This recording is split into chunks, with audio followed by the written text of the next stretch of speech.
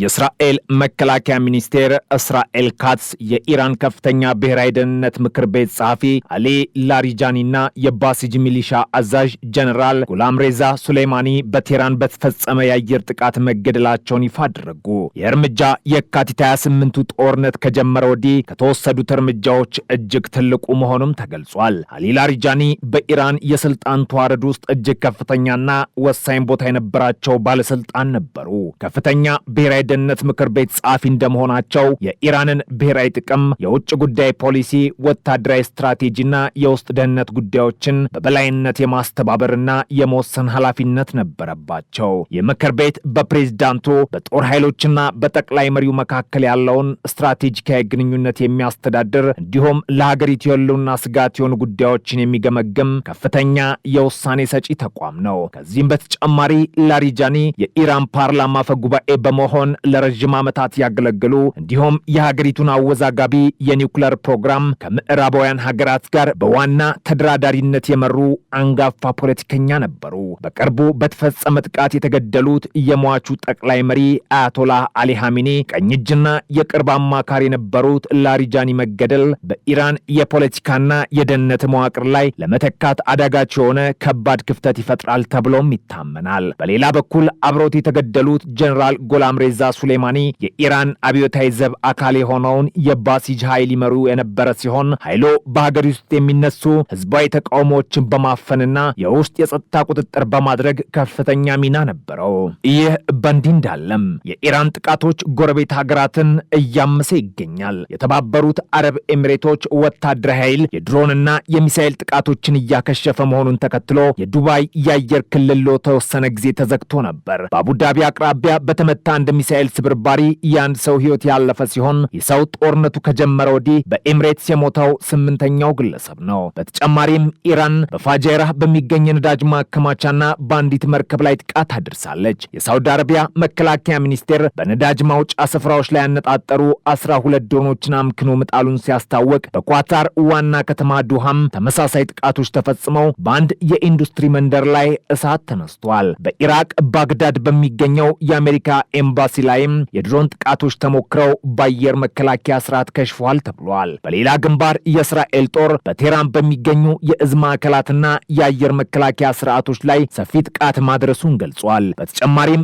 በሊባኖስ በሚገኘው የሄዝቦላ ኃይል ላይ ጥቃቱንም አጠናክሯል። የእስራኤል ጦር ወደ ሊባኖስ ዘልቆ የገባ ሲሆን ሙሉ ወረራ ሊያካሂድ ይችላል የሚል ስጋትም ተፈጥሯል። የእስራኤል ጦር ጠቅላይ ኢታማዦር ሹም ሌተናንት ጀነራል ኤያል ዛሚር ዘመቻው ተጠናክሮ እንደሚቀጥል አረጋግጠዋል። ይህ በእንዲህ እንዳለም የአሜሪካና የእስራኤል በኢራን ላይ የከፈቱት ጦርነት ዛሬ 18ኛ ቀኑን ሲያስቆጥር የአሜሪካው ፕሬዝዳንት ዶናልድ ትራምፕ ኢራንን የወረቀት ነብር በማለት ከሰየሟትም በላይ ወሳኙን የሆርሙዝ የባህር ወሽመጥ ደህንነት ለማስጠበቅ ተጨማሪ ዓለም አቀፍ ድጋፍ እንዲላክ ጥሪ አቅርበዋል። ይሁን እንጂ በርካታ የአውሮፓ ሀገራት ለዚህ ጥሪ ምላሽ ለመስጠት ፈቃደኛ እንዳልሆኑ በግልጽ አስታውቋል። የጦርነት ሁኔታ በአሜሪካ የነዳጅ ዋጋ ላይ ከፍተኛ ጭማሪ በማስከተል በዓለም ኢኮኖሚ ላይ ሰፊና አሳሳቢ አንድምታዎች ይኖሮታል የሚል ስጋትም ፈጥሯል። እስራኤልና አሜሪካ እያደረሱባት ላለው ከባድ ውድመት ኢራን ለዓለም የነዳጅ አቅርቦት ቁልፍ መተላለፊያ የሆነውን የሆርሙዝ የባህር ወሽመጥ በመዝጋት ምላሽ ሰጥታለች። ይህ እርምጃ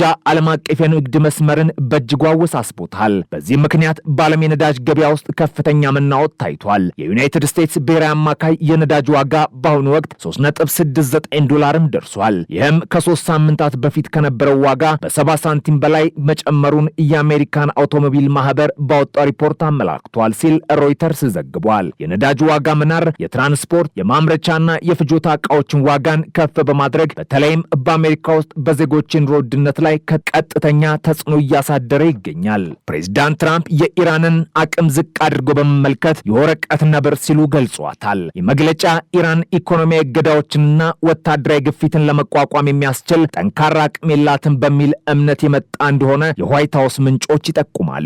ሆኖም ትራምፕ ከኢራን የሚመጣውን ስጋት ለመቀነስና የሆርሙዝን የባህር ወሽመጥ ነጻነት ለማስጠበቅ ዓለም አቀፍ ወታደራዊ ድጋፍ እንዲላክ ጥሪ ቢያቀርቡም የአውሮፓ ሀገራት ምላሽ እጅግ አስገራሚ ሆኗል። የጀርመን መከላከያ ሚኒስትር ቦሪስ ፒስቶሪየስ ለጋዜጠኞች በሰጡት መግለጫ ትራምፕ ጥቂት የአውሮፓ የጦር መርከቦች ኃያሉ የአሜሪካ ባህር ኃይል ያልቻለውን እንዲያደርጉ ምን ይጠብቃሉ? ይህ የኛ ጦርነት አይደለም፣ እኛም አልጀመርነውም በማለት የጀርመንን ግልጽ አቋም አስቀምጠዋል። ይህ ብቻ ሳይሆን የጀርመኑ የመንግስት ቃል አቀባይ ስቴፋን ኮርኔሊየስም ዩናይትድ ስቴትስም ሆነች እስራኤል ጦርነቱን ከመጀመራቸው በፊት አላማከሩንም፣ ዋሽንግተን ደግሞ ጦርነቱ ሲጀመር የአውሮፓ እርዳታ አላስፈላጊም ብቻ ሳይሆን አይፈለግም በማለት በግልጽ ተናግራ ነበር የሚል ጠንካራ ምላሽ ሰጥቷል። እነዚህ መግለጫዎች ጀርመን በግጭት ውስጥ ለመሳተፍ ፈቃደኛ ለመሆኗን ብቻ ሳይሆን በአሜሪካ በኩል ቀድሞውን የተሰጡ የተሳሳቱ መልእክቶች የተነሳ ለጉዳዩ ኃላፊነት የመውሰድ ፍላጎት እንደሌላት የፖለቲካ ተንታኞች እየገለጹ ይገኛሉ። የጀርመንን ተመሳሳይ አቋም ከሌሎች የአውሮፓ ሀገራትም እየተንጸባረቀ ነው። ፈረንሳይና ብሪታንያ ምንም እንኳን የአሜሪካ ቅርብ አጋሮች ቢሆኑም በሆርሙዝ የባህር ወሽመጥ ላይ የባህር ኃይል መገኘታቸውን ከማጠናከር ባለፈ በቀጥታ ወታደራዊ እርምጃ ለመውሰድ ፈቃደኛ እንዳልሆኑ ፍንጭ ሰጥተዋል። የአውሮፓ ህብረትም ቢሆን በዲፕሎማሲያዊ መፍትሄዎች ላይ ትኩረት እንደሚያደርግ አስታውቋል። ይህም የአሜሪካን ወታደራዊ ጣልቃ ገብነት ስልት እንደማይደግፍ ግልጽ አመላካች መሆኑን የአልጀዚራ መረጃ ያመላክታል። የአውሮፓ ሀገራት በክልል ውስጥ ያለ የኃይል እርምጃ አጠቃላይ አለመረጋጋትን ሊያስከትል ይችላል የሚል ከፍተኛ ስጋት አላቸው። ይህም በዓለም አቀፍ ንግድና ስደተኞች ላይ አሉታዊ ተጽዕኖ ሊኖረው እንደሚችል ይገመግማሉ። የሆርሙዝ የባህር ወሽመጥ ስትራቴጂካዊ ጠቀሜታ በዓለም የነዳጅ ገበያ ውስጥ እጅግ ወሳኝ ነው። በዓለም አቀፍ ደረጃ ከሚጓጓዘው የነዳጅ ዘይት ውስጥ 20 በመቶ ያህሉ በዚህ ጠባብ የባህር መስመር ያልፋል። ኢራን ወሽመጡን መዝጋቷ ቀጥተኛና ፈጣን የሆነ ዓለም አቀፍ የነዳጅ እጥረትን አስከትሏል። ይህም የዋጋ ንረትንና የኢኮኖሚ አለመረጋጋትን አባብሷል። የኢራን የባህር ወሽመጡን የመዝጋት ስልት በዋነኝነት በምዕራባውያን ሀገራት ላይ ኢኮኖሚያዊ ጫና ለመፍጠር ያለመ ነው። ኢራን ይህን የምታደርገው በኒውክለር መርሃ ግብሯ ምክንያት በተጣለባት ከባድ ዓለም አቀፍ ማዕቀቦች ለደረሰባት ኢኮኖሚያዊ ጉዳት ምላሽ ለመስጠት እንደሆነ ተንታኞች ይገምታሉ። ይሁን እንጂ የሆርሙዝን መዘጋት የኢራንን የሀገር ውስጥ ኢኮኖሚ የበለጠ ሊጎዳ ይችላል የሚል ስጋትም አለ። ይህም ህዝባዊ አመፅን ሊያባብስ ይችላል። በ18ኛው ቀኑ ላይ የሚገኘው ይህ ጦርነት በክልል ውስጥ የከፋ እንድምታዎች እየፈጠረ ነው። የእስራኤል ጦር ለመምታት በሺዎች የሚቆጠሩ ኢላማዎች አሉ ማለቱን የአሜሪካ ሚዲያዎች ዘግበዋል። የመግለጫ የግጭቱ ስፋትና ቆይታ ሊጨምር እንደሚችልም ይጠቁማል። እስራኤል የኢራንን የኒውክለር መርሃ ግብር፣ የሚሳኤል ክምችትና በክልል ውስጥ ያሉ የፕሮክሲ ቡድኖችን ኢላማ እያደረገች ትገኛለች። በተለይም ኢራን በየመን የሚገኙትን ሁቲ አማጽያንና በሊባኖስ የሚገኘውን ሄዝቦላህን በመሳሰሉ ቡድኖች አማካኝነት ለእስራኤል ስጋት የምትፈጥርበትን አቅም ማዳከም የእስራኤል ዋነኛ ግብም ይመስላል። በተጨማሪም በጦርነቱ ምክንያት በክልል ውስጥ የሚገኙ የውጭ ዜጎች ከፍተኛ ስጋት ውስጥ ወድቋል የሚል ስጋትም አለ። የዩናይትድ ስቴትስ የውጭ ጉዳይ ሚኒስቴር የአሜሪካ ዜጎች ከክልሉ እንዲወጡ ማሳሰቢያ ማውጣቱ ይታወሳል። በተለይም በዱባይ፣ አቡዳቢ፣ ባግዳድና ኩዌት አውሮፕላን ማረፊያዎች አካባቢ ያለው ሁኔታ ውጥረት የበዛበት መሆኑና የኢራን ቀጥተኛ ኢላማዎች መሆናቸው የየሀገራቱ ዜጎች ብሎም አሜሪካውያንን በፍርሃት ውስጥ እንዲኖሩ ያደረገ መሆኑን ሲኤንቢሲ ዘግቧል። እንደ ሳውዲ አረቢያ፣ የተባበሩት አረብ ኤሚሬትስና ባህሬን ያሉ የአሜሪካ አጋሮች ሀገራት ከኢራን የሚመጡ የመልሶ ማጥቃት ስጋቶች እያሳሰባቸው ሲሆን የመከላከያ ዝግጅታቸውንም አጠናክረዋል። በ2019 በሳውዲ አረቢያ የነዳጅ ማጣሪያዎች ላይ እንደተፈጸመው አይነት ጥቃት ሊፈጸም ይችላል የሚል ስጋትም አለ።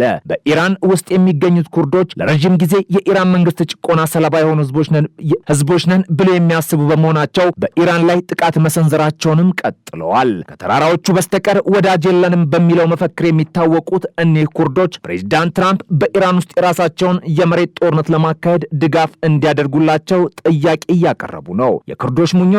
የኩርዶች ምኞት ኢራንን ከውስጥ በማዳከም የራስ ገዛ አስተዳደር ለማግኘት የሚደረግ ትግል አካልም ነው። ሆኖም ትራምፕ ለዚህ ጥያቄ እስካሁን ግልጽ ምላሽ የሰጡት የለም። ምናልባትም የኩርዶችን ጥያቄ መደገፍ በቱርክና በሌሎች የክልሉ አገራት ዘንድ ከፍተኛ ውዝግብ ሊፈጥር ይችላል በሚል ስጋት ምላሽ እያገኙ አለመሆኑን ዘገባው አክሏል።